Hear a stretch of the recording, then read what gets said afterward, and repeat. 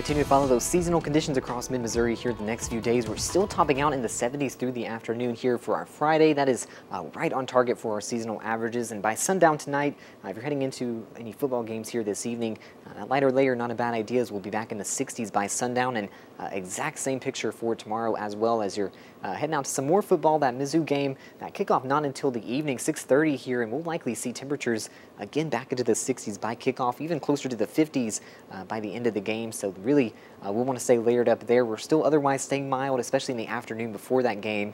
Temperatures just back into those 70s, a very similar picture to what we've seen for much of this past week. But unfortunately, with these dry conditions, we are starting to see that drought return again out of the west. We've even got that extreme drought by this point, very minor here along I-70, where we've got this very localized area of that extreme drought just south of Boonville, where we've just seen those storms and a lot of that rainfall just narrowly miss this area here. But we'll continue to follow these unfortunately dry conditions. We'll likely even see that drought getting worse here in the coming week. As you can see, not a lick of rainfall on that 7-day. Unfortunately, we'll be tracking a disturbance into the middle of next week by about Wednesday or Thursday, but no rain chances there, as it's not looking to pull enough moisture in to give us a nice widespread chance for rain. We are tracking, though, that big storm out in the Atlantic. Hurricane Ian, by this point, made it up to a Category 1 again after it left the Florida Peninsula. As it's making landfall here, we're seeing winds up to 85 miles per hour here, and it is looking to possibly bring more than a half foot of rainfall to some areas. We can see that just afternoon here on our Friday as that's making landfall in South Carolina. We will certainly